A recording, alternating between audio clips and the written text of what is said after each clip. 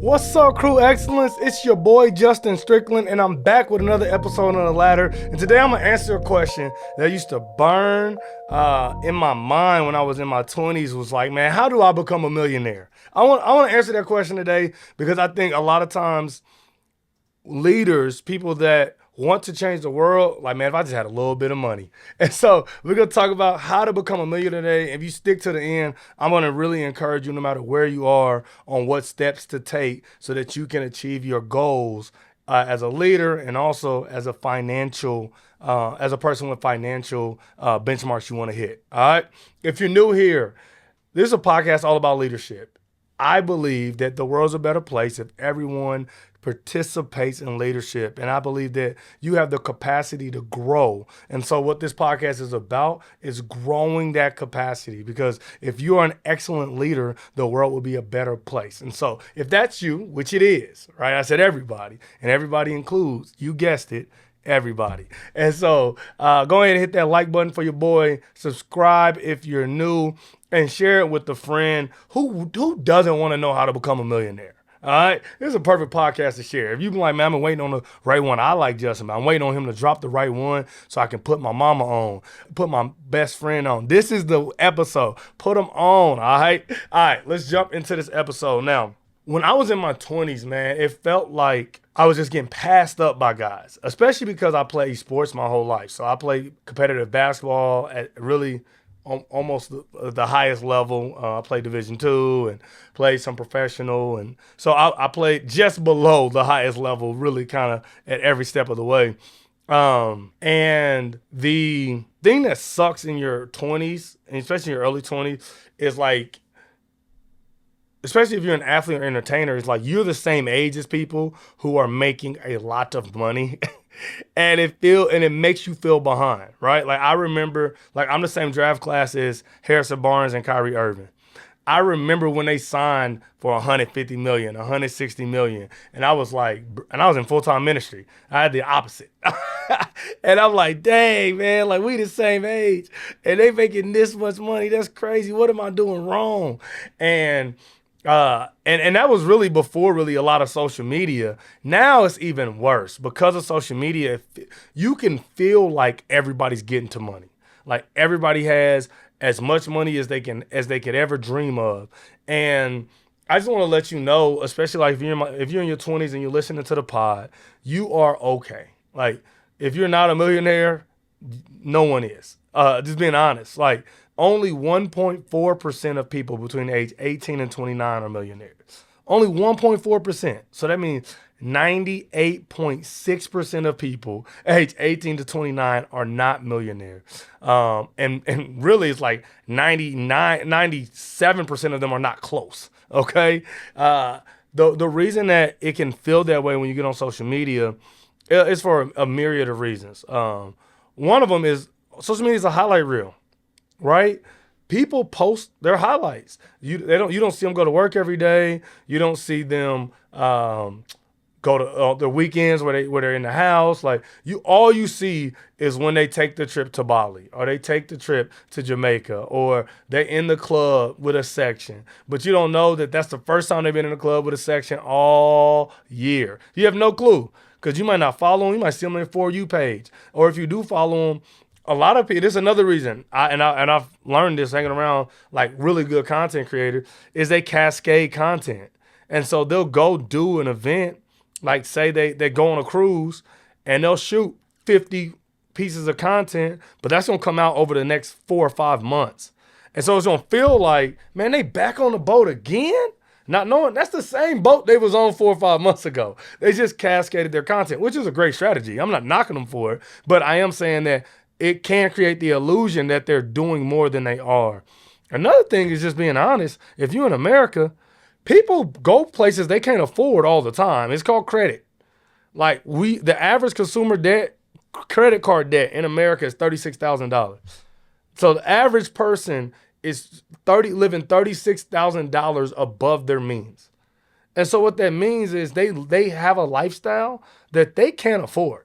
But they live it and they post about it and you see it, but you have no clue that they have 5 maxed out credit cards, that they didn't took out a payday loan to pay off a credit card, you have no clue that they missed a car pay. Like, you don't know any of these things because all you see is the swimsuit. All you see is the plane, the story on the plane. All you see is the the money in the club. That's all you see. And you're like, man, what am I doing wrong? Why am I just making ends meet? Why am I living, shout out to my little sister, paycheck to almost paycheck? You might be wondering, and I just said shout out to her because she came up with that phrase, not because that's her life. But you might be wondering, like, what you doing wrong? You're not doing nothing wrong. You're not doing nothing wrong. Like, stay the course. Do the right things with money now. Don't chase the glitz and the glamour. Do the things that the people with money tell you works, okay? And this the honest part too. Some of these people doing illegal stuff. So sometimes you see people with a whole bunch of money and they're criminals. And so it would be asinine for you to build your lifestyle based on a worldview you don't have. If you are an honest person, you cannot compare yourself to scammers. Okay? You just can't. Lady, if you are not willing to prostitute, you can't compare yourself to OnlyFans girls. You can't compare yourself to escorts. Like, you have a different moral compass. And so you're playing a different game. Fellas, if you struggle with people taking over-the-counter medicine and you looking and reading the labels, then you probably shouldn't compare yourself to the drug dealer. Okay? Like, you have a different moral compass. And so you got to make sure the people that you're comparing yourself to are even playing the same game as you. Because a lot of times they're not. A lot of times they're not playing the same game. Okay? And so I felt so behind. And sometimes I still do. I'm better. It doesn't hit me as often or as hard. But when I was in like 25, 26, man, I felt so far behind. Just people who I felt like were in similar lanes as me. But I've realized, like, watching other people build platforms, what age they are when they actually reach a certain modicum of success. Like, I've been watching, like, Kevin on Stage is a guy I've been paying attention to for, man, it seems like almost 10 years now, which is crazy. To have like to follow someone from afar for that long.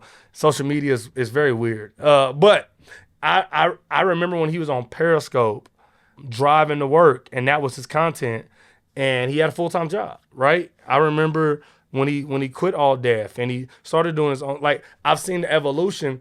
He is well into his 40s, and he's finally really reached a dope place of where he's at. But when he was 28, 29, he wasn't nowhere near where he is now, but he was building towards it. He was believing in himself. He was making the right moves. He was doing the right thing to believe in his gift and do the work and be consistent. And so that's the biggest myth of becoming a millionaire is almost nobody becomes a millionaire overnight. Only people that do are athletes and people that do tech startups, right? If you're in either of those fields, it does happen overnight, okay? You broke. Well, not even, and honestly, well, I guess it still happens. It just happens early. It happens in college now for those guys. But like for everybody else, if you're going to make your money any other way, it's going to be a slower grind and it's going to take time. In fact, the average age of a millionaire in America is 62 years old. That's the average age. So that if you're 27, you got some time. Okay, you got some time, but I want to give you 3 ways that you can become a millionaire. And the reason, and so you might be like, man, this is not a financial podcast. Why are you talking about this, Justin? I'm talking about this because I think leadership impacts your finances. I think that when you have a goal as a leader, that includes or encompasses your bank account. And so I want to just talk about that. I don't talk about that very often. I'll talk about a lot of soft skill stuff. I want to talk about some raw numbers and data today because I believe in you becoming financially free, because sometimes your leadership is not working. You're not executing at a high enough level because you're burdened by your occupation, your job, your lack of money. That burdens you. And so you're not able to show up as your true self as a leader. And so if I can help you get free over here and we get the best version of you over here, I'm all for it. That's what I'm all about. Okay. All right. 3 ways you can become a millionaire. Okay. And I just want to be clear. I'm not talking about overnight. Okay. I'm not talking about overnight. These are things that take time. Okay. These are things that take time. 3 ways. All right. Number 1, save and invest. I started with the most boring one of all because I want you to fall asleep and watch the rest of the video. All right. No, I got 2 more, but just hear me out. Save and invest. It sounds boring, but if you max out your Roth, your 401k every year, it's a little over $5,000. You max that out. You do that from 20 to 30, you'll be a millionaire. It's just no question at all. You max it out, 20 to 30, don't touch it again, you will be a millionaire. And if you're a little older than 20, it might take you 12 or 13 years or whatever, because the older you get, compound interest, all those things. I'm not going to go into those things because I don't want you to be that asleep, okay? But basically, the older you start, the longer you have to do it. And so if you're in your 30s, we can still do it. It's still possible, but we got to start today, okay? And then save, save, save. And the reason you save, because most Americans cannot handle a rainy day event over $1,000. The large majority of Americans, if something pops up, car problem, trouble with a house, medical bill, over $1,000, it completely wrecks their finances. And they are on the brink of being homeless, of missing a car payment, of going into or having to take a payday loan, which is like one of the worst things you can do financially, or maxing out a credit card, just $1,000. So, shout out to Dave Ramsey, have an emergency fund, 3 to 6 months. Okay, 3 to 6 months of if I don't work and don't get paid, I will be okay. I can maintain my lifestyle. I know when you're living paycheck to almost paycheck, that sounds crazy, but it's just about intentionality. Whatever you can put away, do that and don't touch it.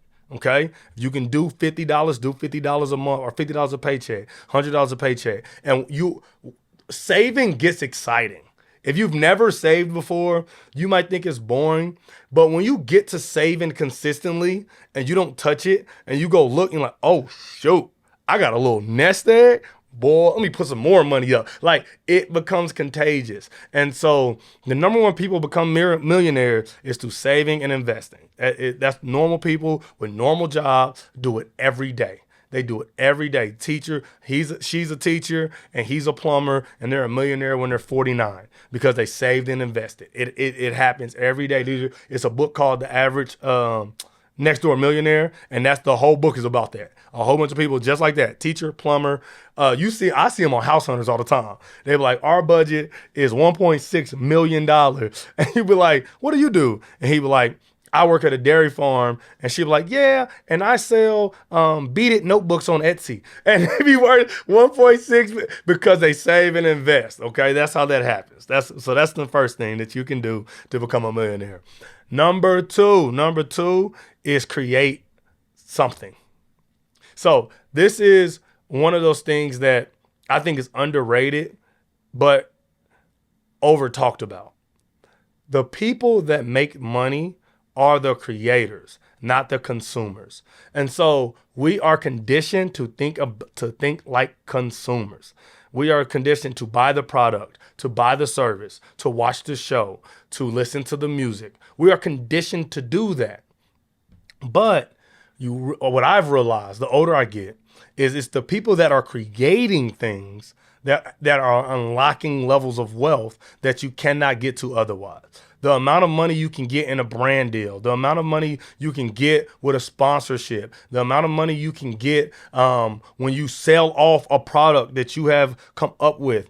There's really nothing else that is out there that can do that for you, because intellectual property is the most valuable property we can have in a capitalistic society. Like, knowing how to do something and create something is more valuable than really anything else. A lot of people, a lot of successful businessmen, business owners, inventors, creators, what they do is they come up with something and they sell it. They come up with something and they sell it. They come up with something and they sell it. And that's how they make their money. One of my favorite stories is Papa John. He used to work for, I think it's Pizza Hut or Domino's, one of those. And he he came up with like the recipe or something, and so they paid him for it, like bought him out, and he had to sign a non-disclosure clause for like 20 years. So like he couldn't do nothing with pizza for 20 years. And on the first day of the 21st year, he opened up Papa John's. Because he's like, I can create another pizza shop. I'm gonna take this little money for you. I'm gonna go live on the beach, and on day one of 21, I'm gonna open the Papa John's. And Papa John's is wildly successful because he knows how to make pizza. Because that's the thing about creativity that makes it different than any other asset, right? If I create a song and I give it away, I do not lose creativity, right? There's nothing else like that. If I give it away, I can't get it back. A product, if I give it away, I can't get it back. Or it's gonna cost me to make another one. Creativity is the only asset that is endless. And so being able to create something allows you to tap into a never-ending resource to create income. And this is the reason I think, so it's underrated for that. This is the reason why I think you might be like, yeah, be a content creator. What? I'm not even talking about content creation. Writing, books, like scripts. Like you can be on the background and be a creative. You don't have to be in the front. You don't have to post every day. Like creating is not confined to what people can watch on their phones. Okay, I want to make sure that clear. But this is why creating sounds easier than it is, because you have to create consistently for a long time to make the money. You really do. You really do. You have to create content, upon book, upon show, upon script, upon product, whatever you're creating, upon song. So many musicians will tell you, I've been making music for 15 years, 16 years before I hit it for a song popped or whatever. Like you might have to make 100 songs before you might have to do what Kanye say, 3 beats a day for 3 months in the summer, whatever it was. Like you might have to create at a crazy high volume in order to reach the earning potential you want. And that's not glamorous. But like I said, you can tap into that resource anytime. So only you limits how much you output. You can only person that limits it. And so that's why I think that's a great way to make money and to become a millionaire. And then the third thing is something you might have heard all the time, streams of income. The third thing is streams of income. You have to find ways to make money that don't involve you spending time. See, you it's something. It's America. It's 2026. Okay, and if you're not in America, shout out to you. Show your friend. But it's the world. It's 2026. You can sell ebooks. You can sell drop ship t-shirts. You can sell book bags. You can sell courses. You can own vending machines. You can own an Amazon route. You can own a FedEx route. You can buy houses. You can run a daycare. You can run a virtual daycare. You can start a school. You can run a virtual school. Like there's so many ways to make money. You just have to find 3 to 5 that don't require you to be there to make the money. Okay? And I know you've heard people say this, and you may be a little bit apprehensive, and you think this stuff is a scam. And I'm telling you, the wealthy don't. The wealthy have several streams of income, because if one of them shuts off, I don't need to be worried about going in debt or flipping my lifestyle or crashing down or losing my house. If I have 5 insurance streams of income and one shuts off, 4 of them can keep me afloat until I can find another 5th one, right? The problem that a lot of people find themselves is they can only make money one way. The only way you make money is you go to work. And if you want to move from being someone who's comfortable to someone who's a millionaire, because there's a difference. And this is the thing, everybody don't want to be a millionaire. And if that's not you, cool. So you can still take some of this stuff to make sure you're financially free. But if you want to move from somebody who's like, I'm okay, to someone like, all right, I can do whatever I want. I can dream. You gotta do something else that makes you money other than going to work. You just have to. And this is the thing. There's not a one size fit all. What works for me might not work for you. Might not work for Big Nate. Might not work for my wife. Like we may all have 20 streams of income between 10 people, and they're all different. But as long as they're bringing in money, right? Then it works. Like I'm not knocking the dude who makes screws to go for elevators. I'm not saying, bro, that's a stupid stream of income. I'm not. Well, shoot, if that's gonna bring you in some money every month, do it, right? Like, I'm not knocking the dude who own a cleaning company. I'm not knocking the person who has an Amazon store. I'm not saying one is better than the other. You just have to find streams of income, and you have to find ones that you can develop and walk away from. Because if you just, I'm not telling you go get another job. That defeats the purpose, okay? That defeats the purpose. Now you're exhausted and you still ain't rich, okay? Find streams of income and then you scale them. Because here's the thing about streams of income. Once you know how to make a system make you $500 a month, it's very easy to figure out how to get that same system to make you 1,000, to make you 2,000, to make you 4,000. And you just scale it up. And this is the problem I see with a lot of people when it comes to streams of income. They don't want the stream of income that's gonna make them $300 extra a month. They don't. It's not glamorous. They're like, what I'm gonna do with that money? But what you learn in that stream that making you $300 a month is what works. Why is it making 300? How do I get it to 600? How do I get it to 1,200? And because if you're able to double it, to increase it, just $300 more a month. I started at 3. Next month is 6. Next month is 9, 12, 15, 18, 21. By the end of December, right, I figured out a way to maybe replace my job with a $300 a month stream of income that wasn't nothing when I started. And so that's, you have to find a way to do that. And if you're able to do that, what you will find is because most people think they need $1 million to walk away. And really, you probably just need to cash flow your job. So whatever you make, just think about if you made that but didn't have to go to work. So if you make $50,000 a year and you go to work 40 hours a week, think about how would your life be different? What could you accomplish if you made $50,000 a year and you never had to go to work? What would be different about your life? What could you create? What would you enjoy? How would you spend your time if you had the same amount of money but you got your time back? That's what streams of income can do for you. Is you can replace incomes with vehicles of money and get your time back, because that's the most valuable resource, because we can never ever get it back. Okay. Creativity is valuable because you can never run out of it. Time is valuable because you can never get it back. And so that's the ways that you can make money and become a millionaire. So three ways you can make money, become a millionaire, and lead your best life. Saving and investing is number 1. Number 2 is creating something. And number 3 is finding additional streams of income. Those are the 3 ways that you can make money, work for you, and be the millionaire that you dream about being. And while you're working, while you grinding, I want you to remember that girl who's in Barbados, she probably ain't rich, all right? She probably not rich, man. She's probably not. I know you think she is. It feel like she always on a trip. You might not be willing to do what she was doing to get those trips, okay? You might not be willing to max the credit card out. Might not be willing to take money from old buddy, you know what I'm saying, for a couple late night conversations. Now, it might not be your thing, okay? The boy with the glitter pants, that's the thing now. I see the dudes with the glitter pants.